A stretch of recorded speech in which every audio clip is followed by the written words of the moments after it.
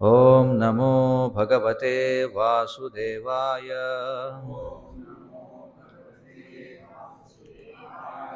ఓం నమో భగవతే వాసుదేవాయ. ఓం నమో భగవతే వాసుదేవాయ.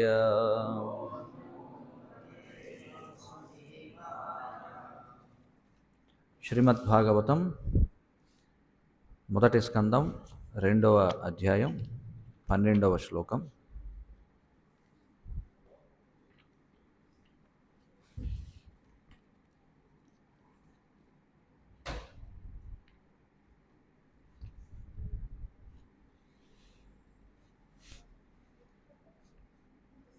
పదపాఠం.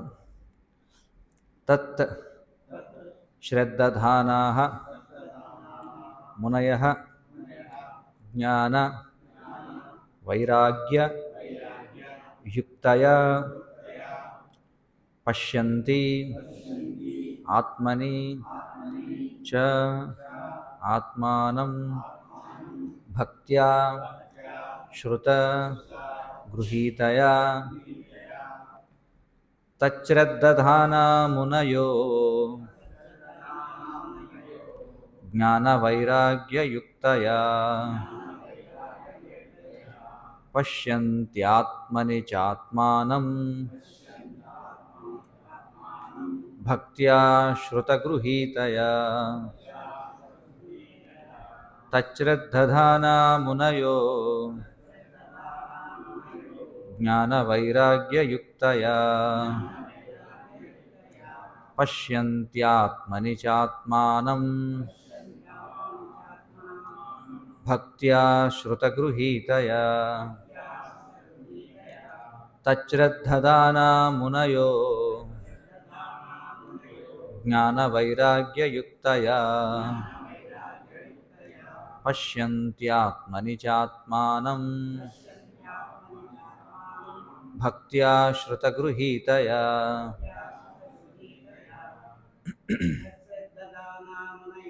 తచ్శ్రద్ధధానా మునయో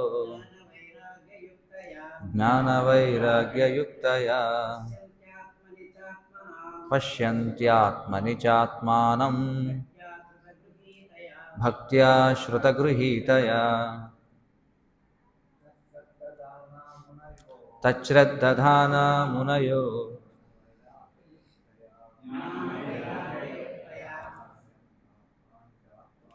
పశ్యంత్యాత్మని చాత్మానం భక్త్యా శ్రుతగృహీతయా తచ్శ్రద్ధధానా మునయో జ్ఞానవైరాగ్యయుక్తయా పశ్యంత్యాత్మని చాత్మానం భక్త్యా శ్రుతగృహీతయా. ఎవరైనా చదువుతారా? మాతాజీలు ఎవరైనా చదువుతారా? తచ్శ్రద్ధధానా మునయో జ్ఞానవైరాగ్యయుక్తయా పశ్యంత్యాత్మని చాత్మానం భక్త్యా శ్రుతగృహీతయా.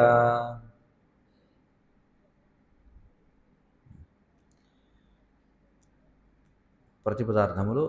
తత్ దానిని, శ్రద్ధధానాః జిజ్ఞాసువులైన, మునయః మునులు, జ్ఞానము, వైరాగ్యమును, యుక్తయా కలిగి, పశ్యంతి దర్శింతురు, ఆత్మని తనయందు, చ మరియు ఆత్మానం పరమాత్మను, భక్త్యా భక్తియుత సేవను, శ్రుత వేదములు, గృహీతయా గ్రహించి. అనువాదం మరియు భాష్యము కృష్ణకృపామూర్తి శ్రీ శ్రీమద్ అభయచరణారవింద భక్తివేదాంత స్వామి శ్రీల ప్రభుపాద ఇస్కాన్ సంస్థాపకాచార్య.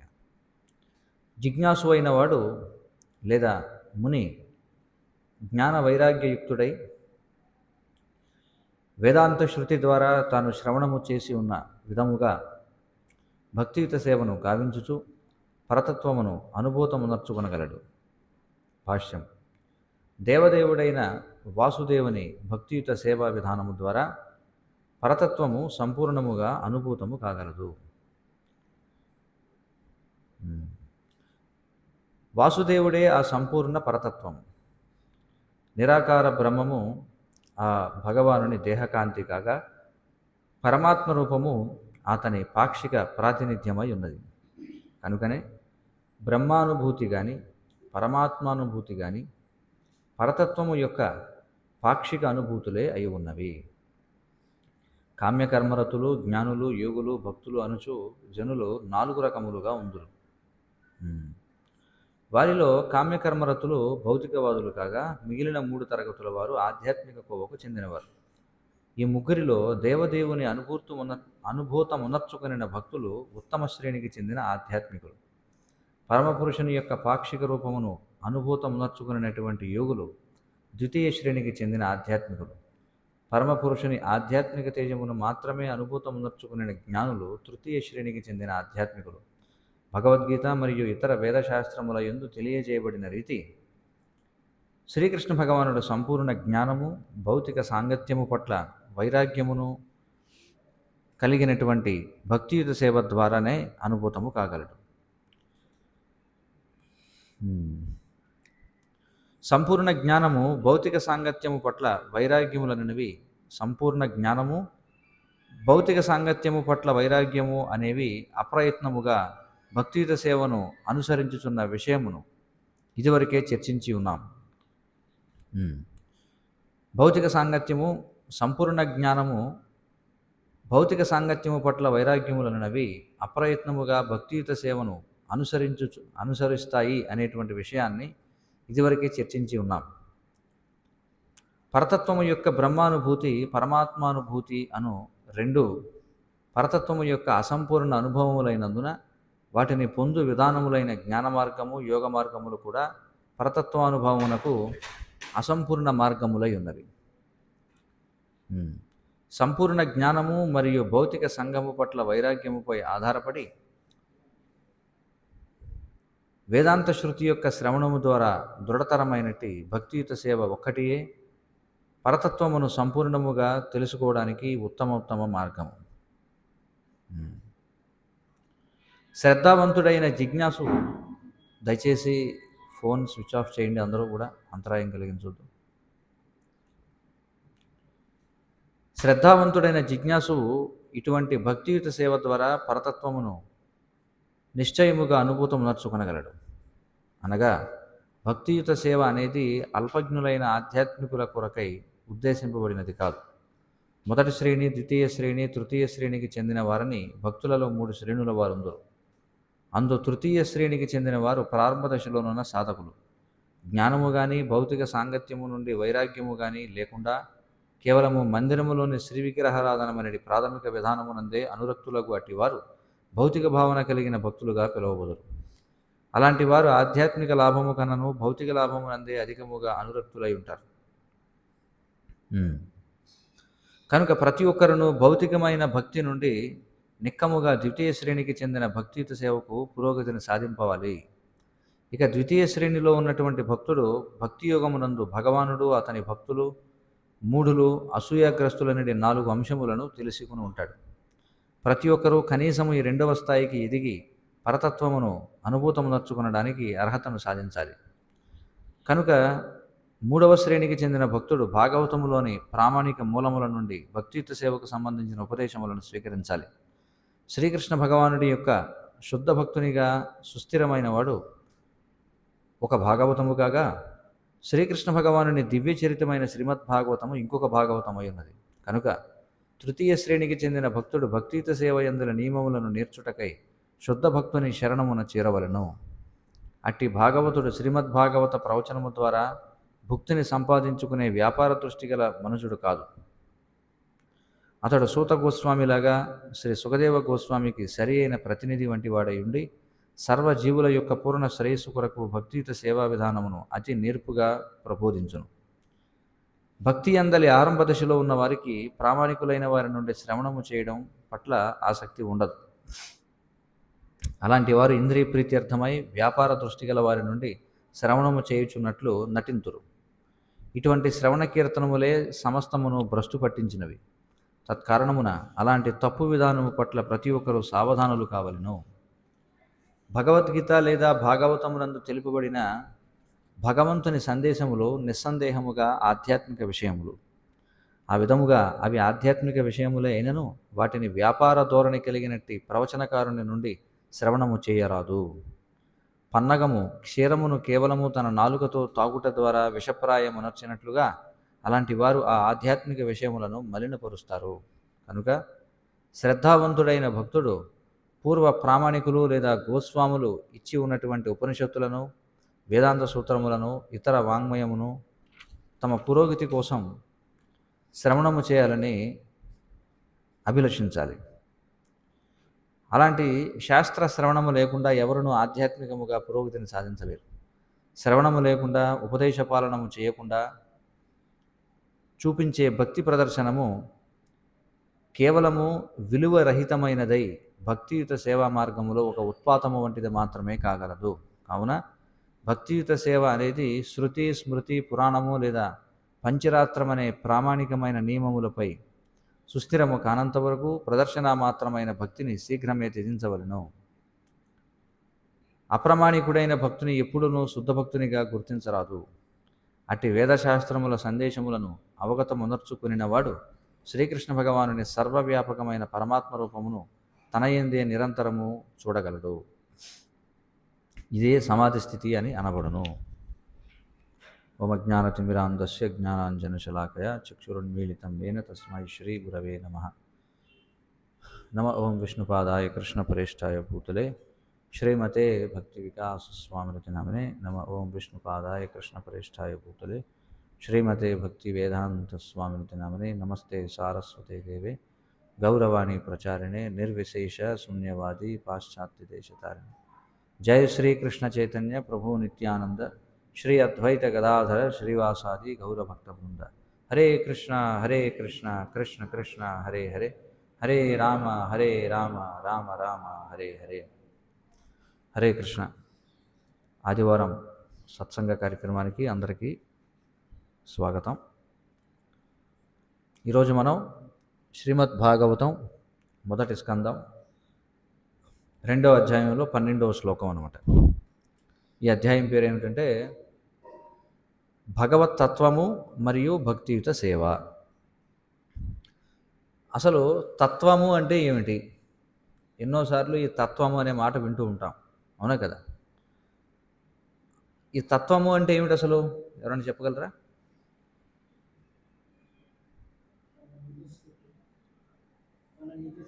నిజస్థితి. ఇంకా ఏదైతే అయి ఉందో అది. ఇంకా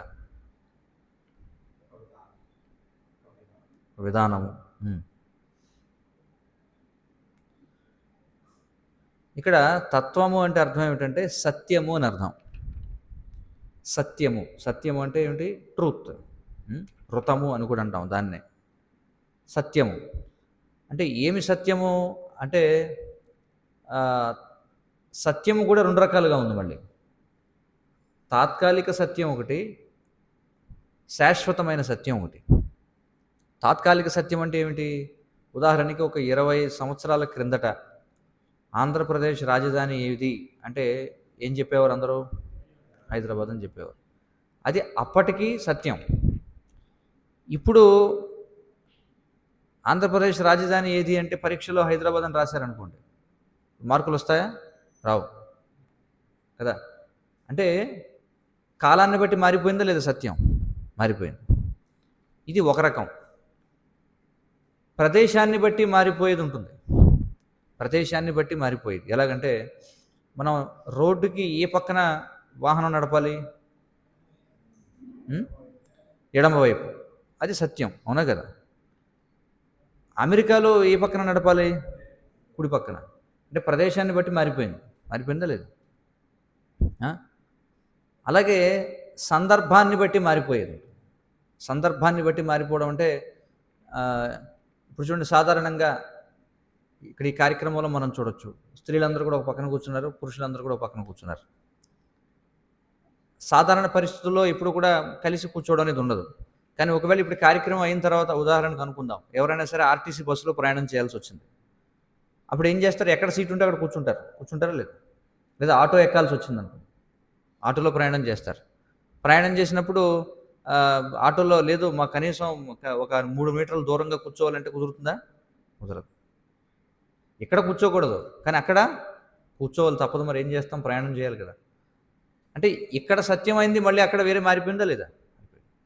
కాబట్టి ఈ విధంగా కాలాన్ని బట్టి, ప్రదేశాన్ని బట్టి, పరిస్థితిని బట్టి మారిపోయేది ఏదైతే ఉందో దానిని ఏమంటారంటే సాపేక్ష సత్యము అని చెప్పుంటారు.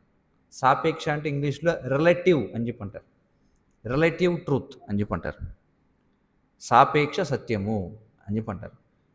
ఈ ప్రపంచంలో మనం ఎప్పుడైతే నిజం మాట్లాడాలి, సత్యం సత్యం సత్యం అని అంటారో అది ఏ సత్యము? ఇప్పుడు మనం చెప్పుకున్న సత్యం. ఏమిటది? సాపేక్ష సత్యం అంటే రిలేటివ్ ట్రూత్. అంటే దేశాన్ని బట్టి, కాలాన్ని బట్టి, పరిస్థితిని బట్టి మారిపోయేది. అయితే ఇక్కడ తత్వము అంటే ఈ సత్యము కాదు. తత్వము అంటే ఏమిటంటే దేశాన్ని బట్టి, కాలాన్ని బట్టి, పరిస్థితిని బట్టి మారనిది ఏదైతే ఉందో దాన్ని ఏమంటారు? అబ్సల్యూట్ ట్రూత్ అని చెప్పంటారు. అంటే పరమసత్యము అని చెప్పంటారు. అంటే ఇంక అది మారదన్నమాట. ఉదాహరణకి పుట్టినవాడు చావక ఖచ్చితంగా చనిపోవాల్సిందే. అదవుతుంది కదా. పుట్టినవాడు గతించక మానడు అని చెప్పన్నాం. ఇది కాలాన్ని బట్టి మారుతుందా? అంటే 30 ఏళ్ల క్రిందట అలా ఉండేది, ఇప్పుడు లేదు అని ఏమైనా ఉందా? లేదు. 2, అమెరికాలో ఉంది, ఆస్ట్రేలియాలో లేదనేది ఏమైనా ఉందా? లేదు. లేకపోతే అది కేవలం యుద్ధం సమయంలోనే, మిగిలిన సమయంలో కాదు అని ఏమైనా ఉందా? లేదు. అంటే దేశకాలమాన పరిస్థితులను బట్టి మారడం లేదు. అవునా? దీనిని ఏమంటారంటే పరమసత్యము అని చెప్పంటారు. అబ్సల్యూట్ ట్రూత్ అని చెప్పంటారు. అర్థమైంది కదా. కాబట్టి ఈ శాస్త్రాల్లో ఏదైతే చర్చించబడుతుందో, శాస్త్రాల్లో తత్వము అంటే ఇది పరమసత్యము అని అర్థం. మరి ఈ పరమసత్యం అంటే ఇక్కడ మరొక అర్థం ఏమిటంటే సర్వానికి మూలమైనటువంటిది ఏమిటి? ఇప్పుడు మనం ఉన్నాం, మనకు ఒక తండ్రి ఉన్నాడు, ఆ తండ్రికి తండ్రి, ఆ తండ్రికి తండ్రి, ఈ విధంగా అలాగా వెనక్కి ఎక్కడి దాకా వెళితే ఎవరైతే వీళ్ళందరికీ మూలమైన వాడు ఉంటాడో, కానీ అతనికంటూ మూలము ఉండదో అతడిని పరమసత్యము అని అంటారు. అర్థం కదా. ఏదో ఒక పాయింట్కి వెళ్ళిన తర్వాత చివరికి ఒక వ్యక్తి ఉంటాడా లేదా? ఇలా మనం వెనక్కి చూసుకుంటూ పోతే బ్రహ్మదేవుడి దగ్గరికి వెళ్ళొచ్చు. మన యొక్క తరాలన్నీ కూడా మనం వెనక్కి చూసుకుంటూ, మన గోత్రాలు ఇవన్నీ కూడా చూసుకుంటూ వెళ్ళామనుకోండి, ఇలా ముందుకు వెళుతూ ఉంటే మనం మనువుల దగ్గరికి వెళతాం. మనువులకి ఇంకా పైన ప్రజాపతులు ఉంటారు. ప్రజాపతులకి ఇంకా పైకి వెళితే బ్రహ్మదేవుడు ఉంటాడు. ఈ బ్రహ్మదేవుడు ఎవరంటే కేవలం మనుషులకి మాత్రమే పితామహుడు కాదండి. బ్రహ్మదేవుడు 84 లక్షల జీవరాశులకి కూడా పితామహుడు. అర్థమైంది కదా. అంటే 84 లక్షల రకాల జీవరాశులు అంటే ఏమిటి? నీటిలో ఉండే 9 లక్షల రకాలు, అలాగే కదలలేనటువంటివి ఏవైతే ఉన్నాయో 20 లక్షల రకాలు, క్రిమి కీటకాలు 11 లక్షల రకాలు, పక్షులు 10 లక్షల రకాలు, పశువులు 30 లక్షల రకాలు, మనుషులు 4 లక్షల రకాలు. మొత్తం 84 లక్షల జీవరాశులకి కూడా ఆది అయినటువంటి వాడు ఎవరంటే బ్రహ్మదేవుడు. భాగవతంలో మనం చూడొచ్చు అనమాట ఏ విధంగా బ్రహ్మదేవుని యొక్క మానసపుత్రులు ఎవరు, ఆ ప్రజాపతులు ఎవరైతే ఉన్నారో వారు ఎవరికి తండ్రి అంటే ఇప్పుడున్న వాళ్ళకి ఇది ఈ సైన్స్ చదువులు చదివిన వాళ్ళకి ఇది అర్థం కాదనమాట. అదేమిటి మరి మనిషికి ఇవన్నీ ఎలా పుట్టాయి అని అనుకోవచ్చు. కానీ భాగవతంలో మనం చూస్తే ఏ విధంగా ఈ మనిషి కాకుండా ఇతర జీవరాశులు కూడా ఏ విధంగా బ్రహ్మదేవుడు తర్వాత వచ్చినటువంటి ప్రజాపతుల నుంచి వచ్చాయో మనం చూడొచ్చు అనమాట. కాబట్టి ఇప్పటి సైన్స్ చెబుతున్నట్టుగా ఇదంతా కూడా ఒక పరిణామ క్రమం. ముందు జీవం అనేది నీటిలో పుట్టింది, ఆ తర్వాత క్రమంగా ఆ చేపల నుండి సరీసృపాలు పుట్టాయి, వాటి నుండి సర్పాలు పుట్టాయి, తర్వాత పక్షులు పుట్టాయి, పక్షుల తర్వాత పశువులు వచ్చాయి, పశువుల్లో కోతులు వచ్చాయి కొన్నాళ్ళకి మనిషి వచ్చాడు అని చెప్తారు వాళ్ళు. అదే కదా చెప్తారు. కానీ అది శాస్త్రం దానిని అంగీకరించదనమాట. శాస్త్రం ఏం చెప్తుందంటే ఈ 84 లక్షల జీవరాశులు కూడా ఏకకాలంలో సృష్టించబడ్డాయి. ఇది మనం అర్థం చేసుకోవాలి. అయితే ఆ బ్రహ్మదేవునికి కూడా ఇంకొక ఆది అయినవాడు ఉన్నాడు. ఎవరది? అదే భగవానుడు. ఎవరది అంటే ఆయననే గర్భోదక సాయి విష్ణువు అని చెప్పంటారు. అంటే ఎవరి యొక్క నాభి నుండి ఈ కమలం అనేది వచ్చిందో ఆయనని గర్భోదక సాయి విష్ణువు అని చెప్పంటారు. ఈ గర్భోదక సాయి విష్ణువుకి కూడా మూలం ఉంది. ఎవరది? మహావిష్ణువు. చూడండి, ఈ గర్భోదక సాయి విష్ణువుని ఎక్కడి నుంచి వస్తారంటే మహావిష్ణువు యొక్క శ్వాస నుండి వస్తాడనమాట. మరి ఆ మహావిష్ణువు కూడా మూలం కాదు, మళ్ళీ ఆ మహావిష్ణువుకి మళ్ళీ మూలం ఉంది. అంటే ఈ భౌతిక ప్రపంచంలో ఎవరు మూలం అంటే మహావిష్ణువు. అర్థమైంది కదా. కానీ ఆ మహావిష్ణువుకి పూర్వం మళ్ళీ ఇంకొకళ్ళు ఉన్నారు. ఎవరున్నారు? వాసుదేవుడు ఉన్నాడు. సంకర్షణ, ప్రద్యుమ్న, అనిరుద్ధ, వాసుదేవుడు అంటారు. నలుగురు ఉంటారు, చతుర్వ్యూహం. అందులో వాసుదేవుడికి మూలం ఎవరంటే వైకుంఠ నారాయణుడు. చూడండి, ఈ వైకుంఠ నారాయణుడు మళ్ళీ ఆయనకి మూలం ఉంది. ఆయనకి మూలం ఎవరంటే మళ్ళీ సంకర్షణుడు అని ఆయన ఉన్నాడు. అక్కడ మళ్ళీ సంకర్షణ, ప్రద్యుమ్న, అనిరుద్ధ, వాసుదేవులు ఉన్నారు. ఆ సంకర్షణుడికి మూలం ఎవరంటే బలరాముడు. ఈ బలరాముడికి మూలం ఎవరంటే కృష్ణుడు. ఇది శాస్త్రాలు చెప్పబడిన విషయం. మీకు అక్కడ చూడండి, వెనకాల అందరూ కూర్చున్నారు. గోలోక చార్ట్ అని ఒకటి ఉంది వెనకాల, గోలోక పటం.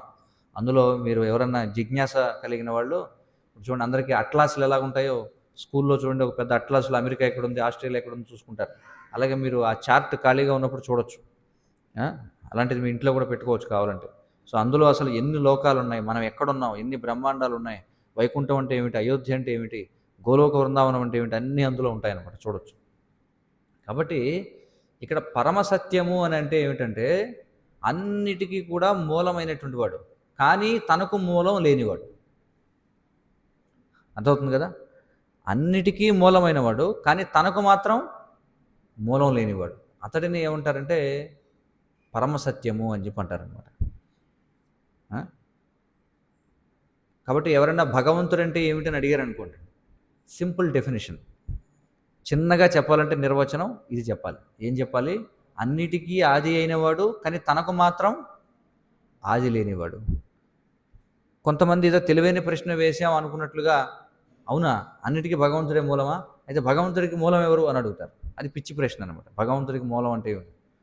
భగవంతుడు అంటేనే అన్నిటికీ మూలమైన వాడు, కానీ తనకంటూ మూలం లేనివాడు. మీరు ఎంత వెనక్కి వెళ్ళినా ఎక్కడికో చోటుకి వెళ్ళేటప్పటికీ మూలం లేనివాడు ఎవడో ఒకడు ఉండాలి. అదే భగవంతుడు అంటే. అతడినే ఏమంటారు? పరమసత్యము అని అంటారు. అయితే ఈరోజు శ్లోకంలో ఏం చెప్తున్నారు అంటే, ఆ పరమసత్యాన్ని 3 రకాలుగా మనం అనుభవించవచ్చు. 3 రకాలుగా మనం ఆయన్ని అనుభవించవచ్చు. ఎలాగండి అంటే, సూర్యుడిని మనం ఎన్ని రకాలుగా అనుభవించవచ్చు చెప్పండి? సూర్యుడిని ఎన్ని రకాలుగా అనుభూతి చెందొచ్చు మనం? ఏమిటా 3 రకాలు? వెలుతురు రూపంలో, తర్వాత వేడియా, సూర్యబింబం, ఇంకా సరే. ఇప్పుడు చూడండి, ఇప్పుడు సూర్యుడు ఉన్నాడా లేదా? ఉన్నాడా? ఎలా తెలుస్తుంది మనకి? వెలుగు ఉంది కదా. అంటే మనం నేరుగా సూర్యుడిని చూడటం లేదు, కానీ మనకి సూర్యుడు ఉన్నాడని తెలుసు. ఎందుకంటే ఆయన వెలుగు రూపంలో సూర్యుడిని తెలుసుకోవచ్చు మనం. అది ఒకటి, మొదటిది. లేదు ఇంకా అలా కదండి, నేను ఇంకా బాగా తెలుసుకోవాలనుకుంటున్నానంటే బయటకు వెళ్ళి మీరు జాగ్రత్తగా ఏదైనా అర్థం పెట్టుకుని చూస్తే, ఎందుకంటే మరి బాగా మిట్ట మధ్యాహ్నం కాబట్టి మీకు ఏం కనిపిస్తుంది? ఆకాశంలో ఒక బింబం, ఒక డిస్క్ కనిపిస్తుంది కదా. అది రెండో రూపం. అయితే చాలామందికి అంతవరకే తెలుసు. కానీ శాస్త్రాలు ఏం చెప్తున్నాయి? ఆ ఏదైతే డిస్క్ లాగా కనిపిస్తుందో దాని లోపలికి వెళ్ళారనుకోండి, ఒకవేళ ఎవరికైనా వెళ్ళగలిగితే, అక్కడ మీకు వివశ్వానుడు అనేటువంటి ఒక అధిష్టాన దైవం కనిపిస్తాడు. అక్కడ ఒక వ్యక్తి కనిపిస్తాడు మనకి. అర్థమవుతుంది కదా. ఇప్పుడు ఎలాంటిదంటే, ఇప్పుడు మనం అట్లాస్లో చూసామనుకోండి, అట్లాస్లో చూస్తే అమెరికా ఒక దేశం కనిపిస్తుంది కదా. కానీ అమెరికా దేశం లోపలికి ఇప్పుడు బయట నుంచి చూడండి బాగా, ఇప్పుడు మనకి ఇంటర్నెట్లో ఈ ఇస్రో వాళ్ళవి, లేకపోతే నాసా వాళ్ళవి గూగుల్ ఎర్త్ ఉంది సాఫ్ట్వేర్, చాలామంది తెలిసే ఉంటుంది.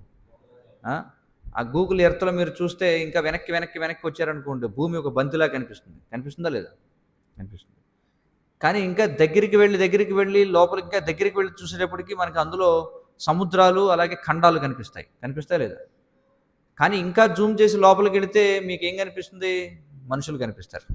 వాళ్ళందరికీ ఒక నాయకుడు కనిపిస్తాడు. అవునా కదా? అలాగే శాస్త్రాలు ఏం చెప్తున్నాయంటే మనకు కనిపించేటువంటి సూర్య మండలం డిస్క్ ఏదైతే ఉందో, సన్ డిస్క్ ఏదైతే ఉందో అందులోకి మనం ప్రవేశించగలిగితే అక్కడ మీకు ఒక నాయకుడు కనిపిస్తాడు. ఎలాగైతే భూమి మీద మనకి చూడండి ఈ గూగుల్ ఎర్త్ అనే దాంట్లో, గూగుల్ మ్యాప్స్లో గూగుల్ ఎర్త్ ఏదైతే ఉందో అందులో మీరు నైట్ విజన్ అని ఉంటుంది. అందులోకి వెళ్ళారనుకోండి అన్ని లైట్లు కనిపిస్తాయి, మొత్తం ఎక్కడెక్కడ పట్టణాలు ఉన్నాయి ఏమిటాయి. అలాగే ఈ సూర్యమండలంలోకి కనుక, సూర్యమండలం లోపలికి కనుక మీరు ప్రవేశించగలిగితే అక్కడ మీకు ఎలాగైతే భూమి మీద పట్టణాలు ఉన్నాయో, ఎలాగైతే అక్కడ మనుషులు ఉన్నారో అలాగే దానికి ఒక నాయకుడు కూడా కనిపిస్తాడు. అతడిని ఏమంటారంటే వివశ్వానుడు అని చెప్పి అంటారు. కాబట్టి సూర్యుడిని మూడు దశలలో మనం అనుభూతి పొందవచ్చు. వెలుతురు రూపంలో, రెండవది ఆయన యొక్క బింబం రూపంలో, మూడవది ఒక వ్యక్తి రూపంలో. అలాగే భగవంతుణ్ణి కూడా మనం 3 దశలలో అనుభూతి చెందవచ్చు అని శాస్త్రాలు చెప్తున్నాయి. దానికి సూర్యుడు చక్కటి ఉదాహరణ. ఏమిటది? మొదటి లెవెల్ అంటే చాలా ప్రిలిమినరీ లెవెల్ అనమాట. అంటే చాలా ప్రాథమికమైన లెవెల్ ఏంటంటే, అంటే ఇప్పుడు చూడండి, సూర్యుడు ఉన్నాడా లేదా అని తెలుసుకోవడానికి అత్యంత ప్రాథమిక పరీక్ష ఏమిటది? వెలుతురు. అలాగే భగవంతుని యొక్క ప్రాథమిక రూపం ఏమిటంటే వెలుతురు అనమాట. సర్వము వ్యాపించి ఉన్నది ఏదైతే ఉందో కాంతి రూపంలో వ్యాపించి ఉంది కదా.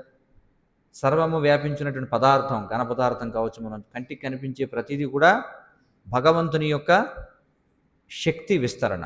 అది మొదటి దృష్టి. అందుకే ప్రపంచంలో అత్యధిక శాతం మంది వాళ్ళు ఏమంటారంటే భగవంతుడు సర్వవ్యాపకుడు, భగవంతుడికి రూపం లేదు అని చెప్తారు. ఈ మాట విన్నారా మీరు లేదా? అత్యధిక శాతం మంది ఇప్పుడు ముస్లిమ్స్ ఏమని చెప్తారు? భగవంతుడికి రూపం ఉందంటారా లేదంటారా? రూపం లేదు అంటారు. కానీ అది ప్రాథమిక స్థాయి అనమాట. అలాగే క్రైస్తవుల్లో కూడా ఒక వర్గం వాళ్ళు ఏమంటారంటే భగవంతుడికి రూపం లేదు అంటారు. అది కూడా ప్రాథమిక స్థాయి. ఇప్పుడు కూడా వీళ్ళ సంఖ్య ఎక్కువగా ఉంటుందన్నమాట సమాజంలో. భగవంతుడికి రూపం లేదనే వాళ్ళు ఎక్కువ మంది ఉంటారు. కానీ ఇంకా కొంచెం మనం పైకి వెళ్ళగలిగితే అందరి హృదయాల్లో కూడా ఉంటాడు పరమాత్మగా. అది ఇంకా ఎలాగంటే నెక్స్ట్ లెవెల్ అనమాట. ముందు ఏమంటారు దాన్ని, ప్రైమరీ స్కూల్, తర్వాత హై స్కూలా ఏమంటారు, సెకండరీ స్కూల్ అంటారు ఏదో ఒకటి. సో ముందు ప్రైమరీ స్కూల్ అయితే తర్వాత సెకండరీ స్కూల్ లాగా రెండవ అవగాహన ఏమిటంటే భగవంతుడు సర్వత్రా వ్యాపించి ఉన్నాడు, అదే సమయంలో ప్రతి ఒక్కరి హృదయంలో కూడా ఉన్నాడు. అది రెండవ స్థాయి అవగాహన. దానిని ఏమంటారంటే పరమాత్మ అని చెప్పుంటారు. దీన్ని ఎలా అర్థం చేసుకోవాలండి? ఇప్పుడు సూర్యుడు మనకి ఉన్నాడు కదా, బయటికి వెళ్తే కనిపిస్తాడు కదా, నడినెత్తి మీద ఉన్నాడు కదా. ఇదే సమయంలో మీరు ఢిల్లీ వెళ్ళినా కూడా కనిపిస్తాడు పైన. ఇదే సమయంలో మీరు చెన్నై వెళ్ళినా కనిపిస్తాడు. ఇదే సమయంలో మీరు హైదరాబాద్ వెళ్ళినా కనిపిస్తాడా లేదా? కనిపిస్తాడు. అంటే ఒక్కడే, కానీ ఏకకాలంలో అనేక చోట్ల కనిపిస్తున్నాడా లేదా? అలాగే ఒక్కడే భగవంతుడు ఏకకాలంలో అనేక మంది హృదయాల్లో, ప్రతి ఒక్కరి హృదయాల్లో కూడా ఉన్నాడు. అతడిని ఏమంటారు? పరమాత్మ అని చెప్పుకుంటారు. ఇది రెండవ స్థాయి అవగాహన అన్నమాట.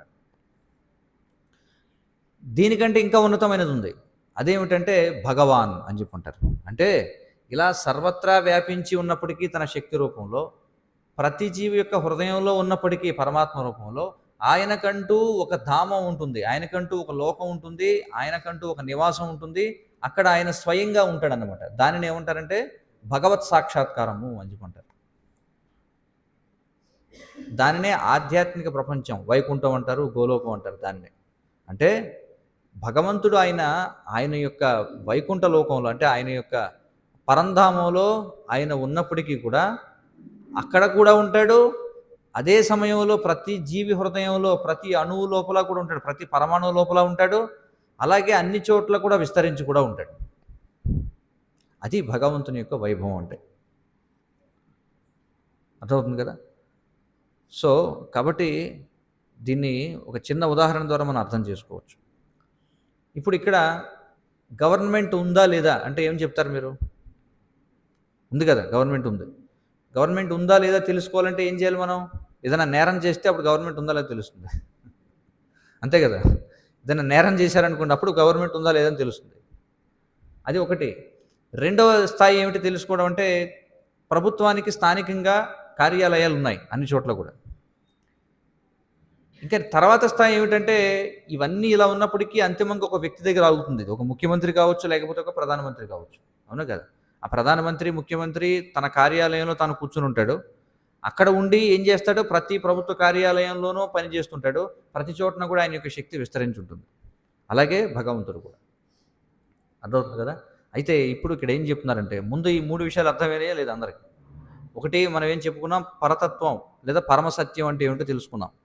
ఆ పరమసత్యం అనేది ఎన్ని రకాలుగా అనుభూతం అవుతుంది చెప్పండి? ఎన్ని రకాలుగా? 3 రకాలుగా. ఏమిటా 3 రకాలు? సర్వవ్యాపక బ్రహ్మము అంటారు దాన్ని, పరబ్రహ్మము అంటారు. పరబ్రహ్మము అంటే అన్ని చోట్ల వ్యాపించి ఉండేది. రెండవది పరమాత్మ, మూడవది భగవాన్. సరే, ఇప్పుడు ఇందులో దేన్ని ఉపాసించే వాళ్ళకి ఒక పేరు ఉందన్నమాట. ఎవరిని ఉపాసించని వాళ్ళకి ఒక పేరుంది. ఈ మూడిట్లో ఏదైనా ఒకదాన్ని ఉపాసించే వారికి ఒక పేరు. మొత్తం 4 రకాలుగా ఉంటారు మొత్తం. మొదటి వారిని ఏమంటారంటే కర్మిష్ఠులు అని చెప్పి అంటారట. కర్మిష్ఠులు అంటే అర్థం ఏమిటంటే వాళ్ళు ఈ నిరాకార బ్రహ్మాన్ని పట్టించుకోరు, పరమాత్మని పట్టించుకోరు, భగవంతుని పట్టించుకోరు. వాళ్ళకి తెలిసిందల్లా ఏమిటంటే రకరకాల పనులు చేయడం, ఆనందంగా ఉండడం, అంతే. అంటే ఎంజాయ్ అని చెప్పి అంటారు కదా. లైఫ్ గోల్ ఏమిటంటే ఎంజాయ్ చేయడం అంటారు కదా, అర్థం కదా. వారిని ఏమంటారంటే కర్మిష్ఠులు అని చెప్పి అంటారు. కర్మిష్టి అంటే ఏమిటి? కర్మ అంటే పని చేయడం, అంటే ఇష్టి అంటే ఇష్టమైనటు వాడు. ఎలాంటి కర్మలు? ఫలితాన్ని ఆశించి ఏదో ఒక పని చేయడంలో ఇష్టం కలిగిన వాడిని ఏమంటారు? కర్మిష్టి వాడు అంటారు. వీడిని పక్కన పెడితే వీడు పూర్తి భౌతికం అనమాట. ఎందుకంటే వీడికి దేనితోనూ సంబంధం లేదు. వీడికి అసలు ఏదో ధ్యానం చేద్దామని లేదు, భగవంతుని పూజిద్దామని లేదు, అలాంటివి ఏమీ ఉండవు. వాడి పనిలో వాడు ఉంటాడు. వాడికి అనవసరం గుడా లేకపోతే బడా ఇవన్నీ వాడికి అనవసరం. వాడి పనిలో వాడు ఉంటాడు. వాడిని పక్కన పెట్టేస్తే ఇక 3 ఉంటారు. ఈ 3 కూడా ఆధ్యాత్మికవాదులు అనమాట. మొదటి తరగతి వాడిని ఏమంటారంటే జ్ఞాని అని చెప్పి అంటారు. ఎవరిని జ్ఞాని అంటారంటే ఎవరైతే సర్వవ్యాపకంగా ఉన్నటువంటి తత్వం ఏదైతే ఉందో దాని గురించి తెలుసుకోవడంలో నిమగ్నమై ఉంటాడో వాడిని జ్ఞాని అని చెప్పి అంటారు. 2, ప్రతి హృదయంలోనూ, ప్రతి జీవి హృదయంలోనూ, అలాగే ప్రతి పరమాణువులోనూ కూడా ఉండే పరమాత్మ ఎవరైతే ఉన్నాడో ఆ పరమాత్మపై ధ్యానించడంలో నిమగ్నమైన వాడిని యోగి అని చెప్పి అంటారు. అర్థమవుతుంది కదా? ఇక 3వ స్థాయి వాడు ఎవరంటే ఈ రెండిటికి మూలమైనటువంటి భగవంతుడు ఎవరైతే ఉన్నాడో ఆయనని సేవించడంలో నిమగ్నమైన వాడిని ఏమంటారు? భక్తుడు అని చెప్పి అంటారు. కాబట్టి ఈ 3 కూడా ఆధ్యాత్మికవాదులే. అర్థమవుతుంది కదా? ఈ 3 ఆధ్యాత్మికవాదులే. కానీ ఈ 3లో ఎవరు అత్యున్నతమైన వాళ్ళు అంటే భగవంతుణ్ణి సేవించేటువంటి వాళ్ళు. ఎందుకంటే సరే, వెలుతురిని బట్టి సూర్యుడు ఉన్నాడని చెప్పొచ్చు. వెలుతురిని సూర్యుడు అనొచ్చు. అలాగే సూర్య బింబాన్ని చూసి సూర్యుడు అనొచ్చు. కానీ నిజంగా సూర్యుడు అనేటువంటి పదం ఎవరికి వర్తిస్తుంది? ఎవరికి వర్తిస్తుంది? ఆ సూర్య మండలం లోపల ఉండి సర్వాన్ని నియంత్రిస్తున్న వాడికి సూర్యుడు అనే పదం వర్తిస్తుంది. అవునా కదా? అవునంటారా కాదంటారా చెప్పండి. సో అందుచేత ఇప్పుడు సూర్యుడిని చూసావా అని చెప్పి అన్నాం అనుకోండి. ఎవరన్నా నేను సూర్యుడిని చూశాను అని ఒక వ్యక్తి అన్నాడు. అయితే సూర్యుని ఎలా చూశాడు అంటే వెలుతురు రూపంలో చూసినవాడు ఒకడు. అంటే వాడు కూడా సూర్యుని చూశాడు, కానీ సంపూర్ణమైన దృష్టి అది కాదు. అలాగే ఒకడు ఏం చేశాడంటే సూర్య బింబాన్ని చూశాడు. అది కూడా సూర్యుని చూడడమేనా కదా? చూడడమే, కానీ సంపూర్ణమా? కాదు. కానీ సూర్యమండలం లోపలికి వెళ్ళి అక్కడ ఉన్నటువంటి వ్యక్తి వివశ్వానుడు అనేటువంటి దేవత ఉన్నాడు. ఆయనతో వెళ్ళి హ్యాండ్ షేక్ ఇచ్చాడు ఒకడు వెళ్ళి. చూడండి, వాడు కూడా నేను సూర్యుడిని చూశానని చెప్తాడు. ఇప్పుడు ఈ 3లో ఎవరు పరిపూర్ణంగా సూర్యుని చూసినట్టు? ఎవరు? ఆ వివశ్వానుడితో, అంటే ఒక వ్యక్తిని చూసినవాడు. అలాగే ఈ సర్వవ్యాపకమైనటువంటి పరబ్రహ్మాన్ని ఉపాసించే వాళ్ళు కొంతమంది ఉన్నారు. హృదయంలో ఉండేటువంటి పరమాత్మపై ధ్యానించే వాళ్ళు కొంతమంది ఉన్నారు. నేరుగా భగవంతునికి సేవ చేసేవాళ్ళు కొంతమంది ఉన్నారు. మరి ఈ 3లో ఎవరు ఉన్నతమైన వాళ్ళు అంటే నేరుగా భగవంతుడికి సేవ చేసేటువంటి వాళ్ళు. మరి ఆ భగవంతుణ్ణి ఎలా తెలుసుకోవచ్చు? అదే ఈ శ్లోకంలో మనకి ఇప్పుడు చెప్తున్నారు. అర్థమైంది కదా? ఎలా తెలుసుకోవచ్చట? జిజ్ఞాసు అయినటువంటి వాడు. జిజ్ఞాసు అంటే ఎవరు? ఇన్క్విజిటివ్ అని చెప్పి అంటాం. ఇంక్విజిటివ్నెస్ అంటే ఏమిటి? ఏదో జిజ్ఞాస, తెలుసుకోవాలి అని చెప్పి. జిజ్ఞాసు అయిన వాడు లేదా ముని అంటే ఎవరు? వాడు కూర్చొని తెలుసుకుందాం, ఏమిటి ఇదేమై ఉండొచ్చు, అదేమై ఉండొచ్చు అని తెలుసుకోవాలనుకుంటాడు. అలాంటి వాడట జ్ఞాన వైరాగ్యయుక్తుడై. ఏం కావాలట వాడికి? జ్ఞానము కావాలట, అలాగే వైరాగ్యం ఉండాలట. వైరాగ్యం అంటే ఏమిటి? వైరాగ్యం అంటే భౌతికమైనటువంటి వాటి మీద ఆసక్తి లేనివాడు. అంటే ఇది ఒక నిర్వచనం వైరాగ్యం అంటే. కానీ వైరాగ్యం అంటే అసలైన నిర్వచనం ఏమిటంటే, అందరికీ తెలిసినది ఏమిటి? ఇదంతా కూడా నాది కాదు, కాబట్టి నాకు దీని మీద ఆసక్తి లేదు అనేవాడు ఒక స్థాయి వైరాగ్యం. దానికంటే ఉన్నతమైన వైరాగ్యం ఏమిటంటే, ఇదంతా నాది కాదు, కానీ ఇదంతా ఎవరిది? భగవంతుడిది, కాబట్టి ప్రతిదాన్ని భగవంతుడి సేవలో వినియోగిస్తాను. ఇది ఉన్నతమైన వైరాగ్యం. అర్థవుతుంది కదా? సో అట్లా జ్ఞానము వైరాగ్యము కలిగి ఉండి వేదాంత శృతి ద్వారా, అంటే ఏమిటి? ఈ భగవద్గీత, భాగవతం వీటిని వినడం ద్వారా, ఇప్పుడు మీరు అందరూ ఎలా వింటున్నారు అలాగా వినడం ద్వారా తాను శ్రవణము చేసి ఉన్న విధంగా, అంటే విన్న విధంగా భక్తియుత సేవను చేస్తూ, భక్తియుత సేవ, భగవంతుడికి సేవ ఎన్ని రకాలుగా చేయొచ్చు? ప్రధానంగా మనకి ఎన్ని రకాలు ఉన్నాయి? 9 మార్గాలు ఉన్నాయి భగవంతుని సేవించడానికి. 9 విధాలుగా మనం భగవంతుని సేవించవచ్చు. ఏమిటది అంటే, మొదటిది ఏమిటి? మొదటిది మీరందరూ ఇప్పుడు చేస్తూనే ఉన్నారు ఆల్రెడీ. మొదటిది మీరందరూ చేస్తున్నారు. మీరు అనుకోవచ్చు, మేము ఎక్కడ సేవ చేస్తున్నామండి, ఊరికే ఏదో మేము వచ్చి కూర్చున్నామండి అని అనొచ్చు. ఈ ఇంట్లో ఇవాళ ఏం ఊసిపోవట్లేదండి, ఎక్కడికో చోటుకి వెళ్ళాలి కదా, కాబట్టి ఇక్కడికి వచ్చి కూర్చున్నామండి అని మీరు తీసిపడేయచ్చు. కానీ భగవంతుడు దాన్ని తీసిపడేయట్లా. ఆయన ఏమంటున్నాడు? ఇది సేవగా స్వీకరిస్తున్నాడు. చూడండి. కాబట్టి కూర్చొని వినడం అంటే భగవంతుడి గురించి అది మొదటి సేవ. చూడండి, శ్రవణము. రెండవది ఏమిటి? కీర్తనము. అంటే ఇప్పుడు నేను మాట్లాడుతున్నాను, ఇది కీర్తనం అంటారు. అర్థమవుతుంది. భగవంతుడి గురించి మాట్లాడడం కూడా భగవంతుడికి సేవే, భగవంతుడి గురించి వినడం కూడా భగవంతుడికి సేవే. శ్రవణం కీర్తనం విష్ణోహో. చూడండి, ఎందుకంటే మన వాళ్ళు ఎక్కడన్నా కొంచెం ఖాళీ ఉందనుకోండి, ఫిల్ ఇన్ ద బ్లాంక్ అన్నట్టుగా ఏదో పేరు రాసేస్తారు అందులో. అందుకే వ్యాసదేవులు వారు ఏం చేశారంటే, ఆ గ్యాప్ ఇవ్వకుండా శ్రవణం కీర్తనం విష్ణోహో అనే పదం ఆయనే రాశారు. లేకపోతే ఇంకొకళ్ళు వచ్చి సాయిబాబా అని ఒకడు, లేకపోతే ఇంకొకటి వచ్చి ఇంకొకటి ఏదో పేరు, లేకపోతే ఇంకొక పేరు రాసేస్తారని చెప్పి కాదు నాయన, ఎవరి గురించి శ్రవణం చేయాలి, ఎవరిని కీర్తించాలి? విష్ణోహో అని చెప్పి అన్నారు. ఇంకేమన్నారు? స్మరణం. స్మరణం అంటే ఏమిటి? ఎల్లప్పుడూ కూడా ఆయన గురించే ఆలోచిస్తూ ఉండడం. శ్రవణ కీర్తన స్మరణ వందన. వందన అంటే ఏమిటి? వందనం అంటే ప్రణామం చేయడం. ఇప్పుడు చూడండి, చాలామంది వచ్చిన వాళ్ళందరూ కూడా ఏం చేస్తున్నారు భగవంతుడికి? పురుషులైతే సాష్టాంగ ప్రణామం చేస్తున్నారు, స్త్రీలైతే పంచాంగ ప్రణామం చేస్తున్నారు కదా. ఏదో ప్రణామం చేస్తున్నాం కదా అని మీరు అనుకోవచ్చు, కానీ అది అంత చిన్న విషయం కాదు. అది భగవంతుడికి సేవ, ప్రణామం చేయడం అనేది.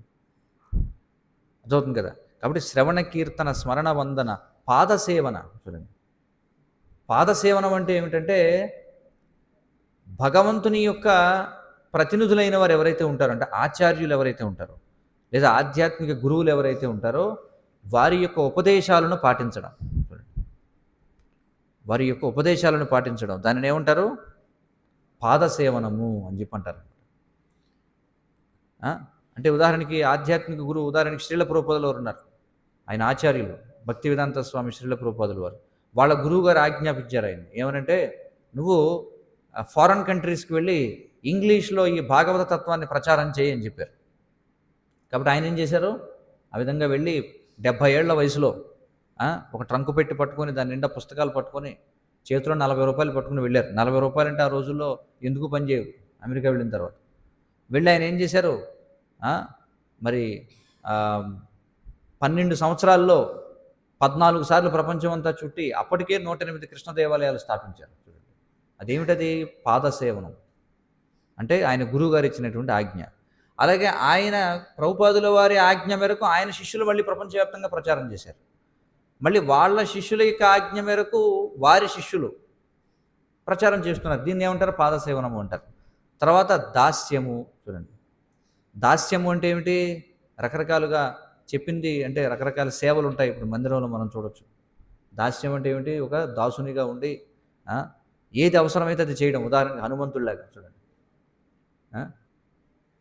తర్వాత పూజనం అంటే అర్చనం అంటారు దాన్ని. అంటే మనకి ఆరతి ఇస్తాం కదా, తర్వాత మనకి షోడశోపచారాలు ఉంటాయి. షోడశోపచారాలు అంటే మనకి 16 రకాల ఉపచారాలు చేస్తారనమాట. మనం అన్ని చెయ్యం. ఇక్కడ మనం ముఖ్యంగా ఏం చేస్తాం? మనం ఇక్కడ శంఖం ఊదుతాం, అలాగే దీపం అర్పిస్తాం, తర్వాత అర్ఘ్యం అంటే నీరు అర్పిస్తాం, తర్వాత వస్త్రాన్ని అర్పిస్తాం, తర్వాత పుష్పాలు అర్పిస్తాం, తర్వాత చామర వింజామర విసురుతాం కదా, ఇవి ఉపచారాలు చేస్తున్నాం. అర్థమవుతుంది కదా. దీన్ని ఏమంటారంటే పూజ, అర్చనము అని చెప్పి అంటారు. ఇది ఒక రకమైన సేవ. సఖీజన అంటే సఖ్యము అంటే స్నేహం చేయడం అట. చూడండి, భగవంతునితో స్నేహం చేయడం, ఇది కూడా ఒక సేవ. ఎలాగంటే అర్జునుడిలాగా. చూడండి, అర్జునుడు ఏం చేశాడు? భగవంతునితో స్నేహం చేశాడు. చూడండి, స్నేహం చేయడం అంటే ఏమిటంటే ఎప్పుడు కూడా భగవంతుని యొక్క శ్రేయస్సు గురించే అభిలషించడం అనమాట. అంటే ఏ విధంగా మనం భగవంతుని యొక్క వైభవాలని అన్ని చోట్ల వ్యాప్తింపజేయాలి. అలాగే పూజన సఖిజన ఆత్మనివేదన. ఆత్మనివేదన అంటే ఏమిటి? మనకున్న సమస్తాన్ని కూడా భగవంతుడికి అర్పించడం. ఇవి 9 రకాలుగా చేసేటువంటి, దీన్నే నవవిధ భక్తి అని చెప్పి అంటారు. ఇవి ప్రధానంగా 9 రకాలు.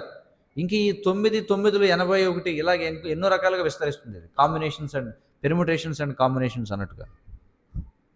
అర్థవుతుంది కదా. కానీ భక్తి ఎలా చేయాలని ఎవరిని అడిగితే ప్రాథమికంగా ఎన్ని రకాలుగా? 9 రకాలుగా మనం భగవంతుడిని సేవించవచ్చు. కాబట్టి ఇక్కడ ఈ శ్లోకంలో ఏం చెప్తున్నారంటే, జిజ్ఞాస కలిగినటువంటి వాడట జ్ఞానాన్ని వైరాగ్యాన్ని కలిగి ఉండి ఏదైతే భగవద్గీత భాగవతం ద్వారా తాను శ్రవణం చేసి ఉన్నాడో ఆ విధంగా భక్తియుత సేవను చేస్తూ ఉంటే అప్పుడు ఏం చేస్తారట? పరతత్వాన్ని అనుభూతం నర్చుకొనగలడు. చూడండి, అప్పుడు ఏమి అనుభూతం అవుతుందట మనకి? ఏ ఎక్స్పీరియన్స్ వస్తుంది? అనుభూతం అంటే ఏమిటి? ఎక్స్పీరియన్స్ అవ్వడం. అనుభూతి అనేది ఎలా కలుగుతుంది? చూడడం ద్వారానో, వినడం ద్వారానో అనేక రకాలుగా అనుభూతి చెందుతామో లేదా మనం. కాబట్టి ఎవరైతే ఈ విధానాన్ని అనుసరిస్తారో వాళ్ళు భగవంతుణ్ణి అనుభూతి చేసుకోగలరు అని చెప్పుకుంటున్నారు. భగవంతుణ్ణి ముఖాముఖి దర్శించగలరు. ఫేస్ టు ఫేస్ చూడొచ్చు మనం భగవంతుణ్ణి. భగవంతుడితో కరచాలనం చేయొచ్చు అనమాట. Hand shake, golden hand shake అంటారు. చూడండి, భగవంతుడితో మనం హ్యాండ్ షేక్ ఇవ్వచ్చు. చూడండి, మరి ఆ స్థాయికి వెళ్ళాలంటే ఏం చేయాలి? అదే ఇక్కడ ఈ శ్లోకంలో ఈరోజు మనకు చెప్పారు. ఏమిటంటే నేరుగా పరతత్వంతో, అది కూడా ఎవరితో? మళ్ళీ ఏదో అన్ని సర్వవ్యాపకంగా ఉన్న పరబ్రహ్మంతో మీరు హ్యాండ్ షేక్ చేయగలరా మీరు? చెప్పండి. ఇప్పుడు ఇందాక మనం సూర్యుడి ఉదాహరణ చూసాం కదా. సూర్యుడు 3 రకాలుగా ఉంటాడు అనుకున్నాం. వెలుగు రూపంలో, రెండోది పరమాత్మ రూపంలో, మూడవది ఆయన లోకంలో ఉన్న పర్సనాలిటీ. ఎవరు? అక్కడ వివస్వానుడు అనే వ్యక్తి ఉంటాడు. ఇప్పుడు ఇందులో వెలుగుతో హ్యాండ్ షేక్ ఇవ్వగలరా మీరు? సూర్యుని వెలుగుతో హ్యాండ్ షేక్, గాలిలో వెళ్ళి ఉరికేలా అంటే ఏముంది? లేదా సూర్య మండలంతో హ్యాండ్ షేక్ ఇవ్వగలరా? వెళ్ళి కరచాలనం చేయగలరా? లేదు. ఎవరితో చేయగలరు? లోపలికి వెళితే అక్కడ వివస్వానుడు ఉంటాడు, ఆయనతో మీరు హ్యాండ్ షేక్ ఇవ్వచ్చు. అలాగే ఇక్కడ ఏమన్నారంటే ఈ విధానాన్ని ఎవరైతే అనుసరిస్తారో వీళ్ళు నేరుగా పరతత్వంతో అనుభూతం నర్చుకోగలరు. నేరుగా వెళ్ళి ముఖాముఖి మీరు చూడగలరు, ఆయన్ని సేవించవచ్చు. ఎలా సాధ్యమవుతుంది? అది భక్తియుత సేవ చేయడం ద్వారా. మరి భక్తియుత సేవ ఎలా చేయాలి అంటే శ్రవణం చేయడం ద్వారా. చూడండి, అందుకే శ్రవణం అనేది చాలా ముఖ్యం. అందుకే భగవంతుడికి చేసే సేవల్లో అత్యంత ప్రధానంగా మొట్టమొదటి చెప్పబడింది ఏమిటి? శ్రవణము అని చెప్పన్నారు. శ్రవణం లేకుండా సేవ చేస్తే అది అసంపూర్ణం ఇక్కడ చెప్తున్నారు భాష్యంలో. ఇప్పుడు సాధారణంగా ఎక్కువ శాతం మంది సమాజంలో మనం చూసేది ఏమిటంటే వాళ్ళు ప్రామాణికమైనటువంటి ఆచార్యుల నుండి, శాస్త్రాల నుండి వాళ్ళు ఏమి వినరనమాట. వినకుండా వాళ్ళకి తోచింది ఏదో చేసేస్తుంటారు అంతే. మూఢభక్తి అని చెప్పి అంటారు. వాళ్ళకి ఏది తోస్తుంది చూడండి, వాళ్ళకి ఏది నచ్చితే చేసేసి వాళ్ళు ఏమనుకుంటారు? నేను భక్తుడిని అని చెప్పి అనుకుంటారు. ఇప్పుడు అది కాదు. ఇక్కడ ఏం చెప్తున్నారంటే భక్తి అంటే ఎలా చేయాలట?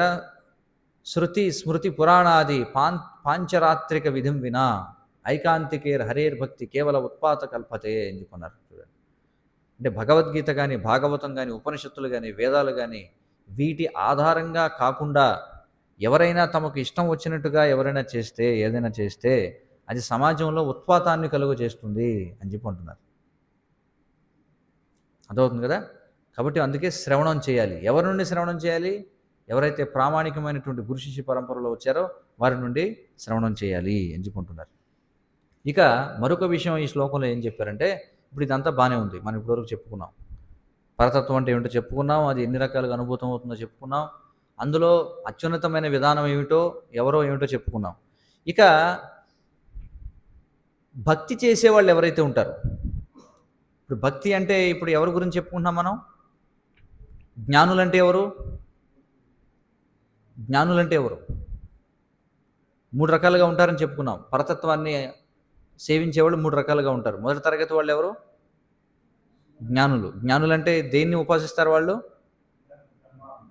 సర్వవ్యాపకమైనటువంటి పరబ్రహ్మం. యోగులంటే పరమాత్మ, భక్తులంటే భగవంతుడు.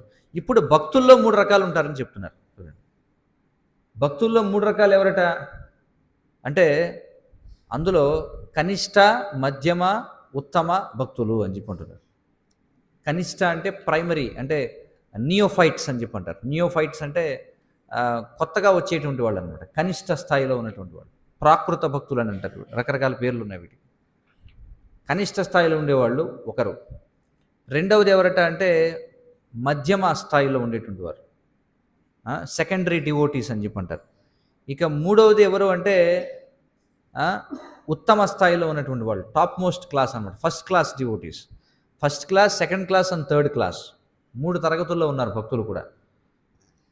ఇదేమిటండి మళ్ళీ వీళ్ళలో 3 రకాలు ఏమిటండి అంటే, ముందు థర్డ్ క్లాస్ అంటే ఎవరో చూద్దాం. ముందు అంటే ఎవరికైతే శాస్త్రం గురించినటువంటి అవగాహన ఏమీ ఉండదో, వాళ్ళకి తెలిసిందల్లా భక్తి అంటే ఏమిటి అంటే గుడికి వెళ్ళడం, ముందుగా గంట కొట్టడం, గుడికి వెళ్ళడం, ప్రదక్షిణాలు చేయడం, లోపలికి వెళ్ళడం, ప్రణామం చేయడం, భగవంతుడి దగ్గరికి లేవు 4 గుంజీలు తీయడం. చాలామంది చూస్తుంటాం, గుంజీలు తీస్తుంటారు, లెంపలు వేసుకుంటూ ఉంటారు. ఇవన్నీ కూడా ఆ విధంగా చేస్తూ, అవి తప్పేం కాదు, మంచిదే, ఇది కూడా చేయాలి కూడా. కాబట్టి అంతవరకే చేస్తారు, కానీ వాళ్ళకి భగవంతుడి గురించిన తత్వము తెలియదు, అలాగే భగవంతుడి భక్తుల యొక్క విలువ ఏమిటో తెలియదు, వాళ్ళకి సదాచారం ఏమిటో తెలియదు అనమాట. మరి ఎంతవరకు ఎందుకు వస్తారయ్యా గుడికి అంటే ఏదో భౌతికమైనటువంటి కారణం కోసం. భౌతికమైన కారణం అంటే ఏమిటి చెప్తుంటారు, ఏదంటే 7 శనివారాలు పలానా ఊరెళ్ళి అక్కడ మనం ప్రదక్షిణాలు చేస్తే, 7 ప్రదక్షిణలు చేస్తే మనకి కలిసి వస్తుంది. కాబట్టి ఇలాంటిది ఏదో పెట్టుకుంటారనమాట. అంటే ఏదో ఒక భౌతిక ప్రయోజనాన్ని ఆశించి భగవంతుడికి సేవ చేసేవాళ్ళు. ఎందుకంటే మనకి శాస్త్రాల్లో చెప్పబడింది. చాలామంది అంటారు ఏమంటే పుండరీ ఏంటిది, మన సుందరకాండ పారాయణం చేద్దామని కొంతమంది, లేకపోతే ఇంకోటి ఏదో పారాయణం చేయాలని. ఎందుకంటే శాస్త్రాల్లో చెప్పబడింది, మీరు ఎవరైనా ఈ పారాయణం చేస్తే, ఇది వింటే మీకు ఈ ఫలితం వస్తుంది అని చెప్పి. ఇందాక చెప్పిన 9 ఉన్నాయి కదా, శ్రవణం, కీర్తనం. కొంతమంది ఏం చేస్తారు పారాయణంలో అంటే, కొంతమంది వింటారు, కొంతమంది ఏమో స్తోత్రాలు చదువుతారు, విష్ణు సహస్రనామాలు ఇవన్నీ చదువుతారు కొంతమంది. ఇందాక చెప్పిన 9 విధానాలైనటువంటి భక్తి ఏదైతే ఉందో దాన్ని ఏదో ఒక భౌతిక కారణం కోసం చేసేవారిని థర్డ్ క్లాస్ డివోటీస్ అని చెప్పుకుంటారు. అంటే కనిష్ట స్థాయి భక్తులు అనమాట వాళ్ళు. వాళ్ళకి ఏంటంటే ఆ భౌతిక ప్రయోజనం తీరే వరకే. భౌతిక ప్రయోజనం తీరిందనుకోండి కొనసాగిస్తారు, లేకపోతే కొనసాగించవచ్చు, కొనసాగించకపోవచ్చు. Third class. ఇక సెకండ్ క్లాస్ భక్తి అంటే ఏమిటి అంటే, 2వ తరగతి భక్తులు అంటే ఎవరట అంటే, వారు భగవంతుడికి అలాగే భక్తుడికి వాళ్ళకి ఏం తెలుసు అంటే, భగవంతుడిని ప్రేమిస్తారు వాళ్ళు 2వ తరగతి స్థాయి వాళ్ళు, భక్తుడిని ఏమో సేవిస్తారు వాళ్ళు, అమాయకులైనటువంటి వాళ్ళకి ప్రచారం చేస్తారు, అలాగే ద్వేషం కలిగినటువంటి వారికి దూరంగా ఉంటారు. చూడండి, వీరిని ఏమంటారంటే సెకండ్ క్లాస్ డివోటీస్, అంటే ద్వితీయ శ్రేణి వాళ్ళు అనమాట. అంటే వాళ్ళకి భేదం తెలుసు, భగవంతుడు అంటే ఒక్కడే కాదు, భగవంతుడికి సేవకులు కూడా ఉన్నారని తెలుసు. అందుకే వాడు భగవంతుడిని ప్రేమిస్తాడు, భక్తులతో సహవాసం చేస్తాడనమాట, సాంగత్యం చేస్తాడు, అమాయకులైనటువంటి వారికి, తెలియనటువంటి వాళ్ళకి ప్రచారం చేస్తాడు భక్తి గురించి. ఇక ఎవరైతే అసూయాపరులు ఉంటారో వాళ్ళకి ప్రచారం చేయడం, వాళ్ళకి దూరంగా ఉంటాడు. ఈ విధంగా ఉండే అతను ఏమంటారు, ద్వితీయ శ్రేణి అని చెప్పి అంటున్నారు. ఇక మూడవది ఫస్ట్ క్లాస్ అంటే ఏమిటంటే, ఉత్తమ స్థాయి భక్తులు అంటే వారినే మహాభాగవతులు అని చెప్పి అంటారు అన్నమాట. వాళ్ళు ఈ సృష్టిలో ప్రతి అణువణువున, ప్రతి జీవి హృదయంలో కూడా భగవంతుడిని చూడగలుగుతారన్నమాట. వాళ్ళు ఈ తేడాలు ఏమి ఉండవు అనమాట. వాళ్ళకి వీడు అమాయకుడు, వీడు ద్వేషి, లేకపోతే వీడు భక్తుడు, వీడు భక్తుడు కాదు, అలాంటి భేదాలు ఏవి చూడరు. వాళ్ళకి ప్రతి ఒక్కరు కూడా భగవంతుడి భక్తుల్లాగే కనిపిస్తారనమాట. వాళ్ళు ఉన్నతమైనటువంటి వాళ్ళు, వారిని ఉత్తమాధికారులు అని చెప్పంటారు. కాబట్టి ఇక్కడ శాస్త్రాల్లో మనకి ఏం చెప్తున్నారంటే, మనం థర్డ్ క్లాస్ డివోటీ లాగా ఉండిపోకూడదు, 3వ తరగతి భక్తుల్లో ఉండిపోకూడదు, కనీసం 2వ స్థాయి కన్నా రావాలి అని చెప్పంటున్నారు. కనీసం 2వ స్థాయికి రావాలి. అంటే ఏమిటి 2వ స్థాయి అంటే, భగవంతుడు అంటే ఏమిటో తెలియాలి, భగవంతుడి భక్తులు అంటే ఏమిటో విలువ తెలియాలి, ప్రచారం చేయాలనే స్ఫూర్తి ఉండాలి, అలాగే ఎవరైతే భగవంతుడిని భక్తుల్ని ద్వేషించేవారు ఎవరో తెలుసుకునే వారికి దూరంగా ఉండాలి. కనీసం ఆ స్థాయికి రావాలి అని చెప్తున్నారు. అర్థమైంది కదా. కాబట్టి మరి ఎవరైనా సరే ఈ స్థాయికి ఎలా రాగలరు అంటే, దానికి చెప్తున్నారు శ్రవణమే. దానికి ఏమిటి మూలం? శ్రవణం మూలం. చూడండి, వినడం ముఖ్యం. అందుకే మనకి పూర్వం నుంచి ఆలయాలంటే మీరు చూసే ఉంటారు, పురాతనమైన ఆలయాలన్నిటికీ కూడా పెద్ద పెద్ద ముఖ మండపాలు ఉంటాయి. కొన్ని దేవాలయాల్లో 1000 కాళ్ళ మండపాలు ఇవన్నీ కూడా ఉంటాయి. ఎందుకు కట్టారండి అవన్నీ? అంటే తర్వాత కాలంలో రూ. 5 టికెట్ తీసుకొని ఊరికే సరదాగా సెల్ఫీలు తీసుకుంటారనా? కాదు. ఆ మండపాలన్నీ కూడా ఎందుకు కట్టారంటే, వచ్చిన వాళ్ళందరూ కూడా అక్కడ కూర్చొని వాళ్ళు పారాయణం చేయడమో, లేకపోతే భగవంతుడి గురించి శ్రవణం చేయడమో చేస్తారని. అర్థమైంది కదా! చాలామందికి తెలుసు గుడికెళ్తే కాసేపు కూర్చోవాలి అని చెప్పి. అందుకే ఏం చేస్తారు, ఓ గుడికొచ్చాం కదా ఊరికే అలా ఆంచి లేచి వెళ్ళిపోతారనమాట. అది ఎందుకో తెలియదు ఎవరికీ. కాసేపు కూర్చోవాలని ఎందుకు చెప్పారంటే, మన వైదిక శాస్త్రాలు ఏం చెప్తున్నాయి, ఆలయము అంటే దర్శనం జరుగుతూనే ఉంటుంది. కానీ ఒక పక్కన భగవంతుడికి వైభవాల గురించి చర్చ జరగాలి అని చెప్తున్నాయి శాస్త్రాలు. ఎప్పుడు ఒక పక్కన ఎవరో ఒకళ్ళు భగవంతునికి కీర్తనన్నా చేస్తుండాలి, లేకపోతే భగవంతునికి లీలల గురించైనా చెప్తుండాలి, ఏదో ఒకటి జరుగుతూ ఉండాలి. కానీ దురదృష్టవశాత్తు మరి కలియుగంలో ముందుకు వెళ్ళిపోయిన తర్వాత ఇప్పుడు ఎవరికి కూడా ఆలయాల యొక్క ప్రయోజనం ఏంటో తెలియదు. ఆలయాలు అనేది వ్యాపార కేంద్రాలుగా మారిపోయాయి. ఒక చక్కటి విగ్రహం పెట్టి ఏదో గుడి కడితే అందరూ వస్తారు, అక్కడ డబ్బులు వేస్తారు, చక్కగా పబ్బం గడుస్తుంది. ఇది ఇప్పుడు ఉన్నటువంటి పరిస్థితి. మరి అందుకే శ్రీల ప్రభుపాదుల వారు మళ్ళీ మన యొక్క సనాతన ధర్మాన్ని పునరుద్ధరించాలి కాబట్టి ఆయన ఒక విధి విధానాన్ని ఇచ్చారనమాట. అందుకే ఇక్కడ మనం చూస్తే అంతర్జాతీయ కృష్ణ చైతన్య సంఘం అంటే ఇస్కాన్కి సంబంధించినటువంటి ఆలయాల్లో కార్యక్రమం అంటే ఏమిటి, వచ్చిన ప్రతి ఒక్కళ్ళు కూడా నామ సంకీర్తనం చేయాలి, అలాగే భగవంతుడి గురించి వినాలి, అలాగే భగవంతుడికి ఆరతి ఇవన్నీ కూడా చేయాలి, అందరూ కూడా గానం చేయాలి, నృత్యం చేయాలి, అలాగే భగవంతుడి ప్రసాదాన్ని తీసుకోవాలి, అలాగే భగవంతుని గురించినటువంటి గ్రంథాలు తీసుకోవాలి. అది మాత్రమే కాదు, సాధన చేయాలి, కనీసం మాలలు ఎలా చేయాలో తెలుసుకోవాలి, నియమాలు ఎలా పాటించాలో తెలియాలి. చూడండి ఇవన్నీ కూడా ఉన్నాయన్నమాట. అర్థమవుతుంది కదా? అది ఆలయానికి రావడం అంటే అర్థం. లేదంటే ఈ రోజుల్లో చూడండి, మీరు చాలామంది వెళ్తారు ఆలయానికి, కానీ ఆలయానికి వెళ్ళి ఎలా ఉండిపోతారు, మొదటి స్థాయిలోనే ఉండిపోతారు. మొదటి స్థాయి అంటే ఏమిటి? మొదటి స్థాయి వాళ్ళు ఏమనుకుంటారు, గుడికి వెళ్ళామా అంటే గంట కొట్టామా, ప్రదక్షిణం చేసామా, గుంజీలు తీసామా, లెంపలు వాయించుకున్నామా, కొబ్బరికాయ కొట్టామా, షటార్ నెత్తి మీద పడిందా లేదా, తీర్థం పుచ్చుకున్నామా లేదా, దర్శనం కనిపించిందా లేదా, అక్కడ కాసేపు ఆంచామా లేదా, వెళ్ళిపోయామా లేదా, అంతే.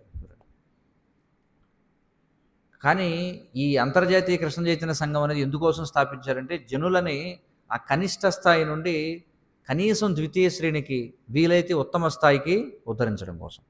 మరి అది జరగాలంటే ఏం జరగాలి? శ్రవణం జరగాలి. అదవుతుంది కదా? కాబట్టి శ్రవణం అనేది చాలా ముఖ్యం. శాస్త్రాలు ఏం చెప్తున్నాయంటే, ఒక వ్యక్తి ఎలాంటి స్థితిగతులు అయినా ఉండొచ్చు, అతడు అత్యంత పాపాత్ముడై ఉండొచ్చు, వాడు అమెరికా వాడై ఉండొచ్చు, లేకపోతే వాడు ముస్లిం అయి ఉండొచ్చు, లేకపోతే వాడు నిషాద జాతికి చెందినవాడు అవ్వచ్చు, వాడికి విద్య లేనివాడై ఉండొచ్చు, వాడు ఎలాంటి వాడైనా ఉండొచ్చు. కానీ ఒక వ్యక్తి ఎలాంటి వాడైనా సరే అతడికి భగవంతుడి గురించి వినేటువంటి అవకాశం ఇవ్వబడినట్లయితే వాడి హృదయంలో ఖచ్చితంగా పరివర్తన వస్తుంది అని శాస్త్రాలు చెప్తున్నాయి. ఎందుకంటే ఇక్కడ ఒక గొప్ప రహస్యం ఏంటంటే, ఎప్పుడైతే భగవంతుడి గురించి మనం వింటామో, భగవత్ కథకి భగవంతుడికి భేదం లేదు. మీరు చూడండి, మీకు అర్థమవుతుందా? కృష్ణ అనే శబ్దానికి కృష్ణుడికి తేడా లేదు.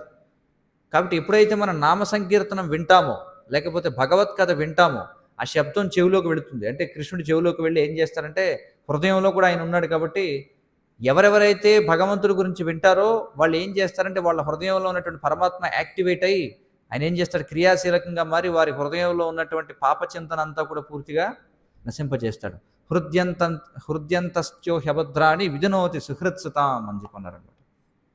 అందుకని శ్రవణం అనేది చాలా ముఖ్యం. మరి ఎప్పుడు కూడా శ్రవణం చేస్తూ ఉండాలంటే ఎలా? ఇప్పుడు ఈరోజు మీరు ఇక్కడికి వచ్చారు కాబట్టి విన్నారు, వెళ్ళిపోతే ఏం చేస్తారు? అందుకే అక్కడ గ్రంథాలు ఉన్నాయి. ఏదైతే చెప్పాలనుకున్నది, శాస్త్రాలు ఏవైతే చెప్పాలనుకున్నారో అవి గ్రంథాల రూపంలో ఇచ్చారు. కాబట్టి ప్రతి ఒక్కరు కూడా ఏదో గ్రంథాన్ని తీసుకువెళ్ళి అది చదవడం ద్వారా ఏమవుతుందంటే, రోజు కూడా ఈ విషయాలని మనం ఒకసారి అన్నీ కూడా వింటూ ఉండొచ్చు. అప్పుడు ఏమవుతుంది, మన జీవితం పవిత్రం అవుతుంది, మనం ఆధ్యాత్మికంగా ముందుకు వెళతాం, మన చెడు అలవాట్లన్నీ కూడా వదిలేస్తాయి, అప్పుడు శాశ్వతమైనటువంటి ఆనందాన్ని మనం పొందగలుగుతాం. కాబట్టి అది మనకి ఈరోజు శ్లోకంలో చెప్పబడినటువంటి విషయాలు. హరే కృష్ణ కృష్ణ కృష్ణ హరే హరే, హరే రామ రామ రామ హరే హరే. సో కాబట్టి మా విన్నపం ఏమిటంటే, అందరూ కూడా ఈ కార్యక్రమాల యొక్క అవకాశాన్ని ఉపయోగించుకోండి. అలాగే ప్రతి ఒక్కరు కూడా గ్రంథం తీసుకొని చదవండి. అనేక గ్రంథాలు ఉన్నాయి, ఏదో గ్రంథం చదవండి, తీసుకోండి. ఇవన్నీ కూడా మన జీవితాన్ని మార్చివేయగలవు అనమాట.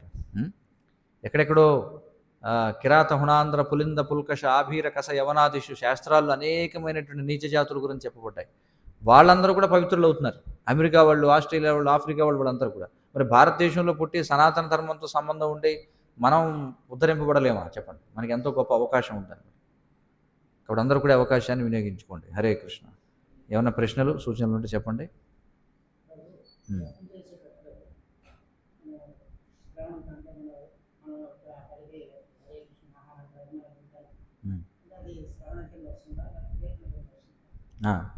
హరే కృష్ణ మహామంత్రాన్ని మనం జపించినప్పుడు హరే కృష్ణ కృష్ణ కృష్ణ హరే హరే, హరే రామ రామ రామ హరే హరే అనే మంత్రాన్ని జపించినప్పుడు అది ఏ కోవలోకి వస్తుంది అంటే శ్రవణము కీర్తనము రెండు జరుగుతున్నాయి అందులో. మనం నోటితో కీర్తిస్తున్నాం, చెవితో శ్రవణం చేస్తున్నాం. కాబట్టి శ్రవణం కీర్తనం రెండు జరుగుతుంది నామజపం చేసినప్పుడు. హరే కృష్ణ. ఇంకేమన్నా ప్రశ్నలు ఉన్నాయి ఎవరికైనా? గ్రంథరాజ్ శ్రీమద్ భాగవతం కీ జయ, జగద్గురు శ్రీల ప్రభుపాద్ కీ జయ.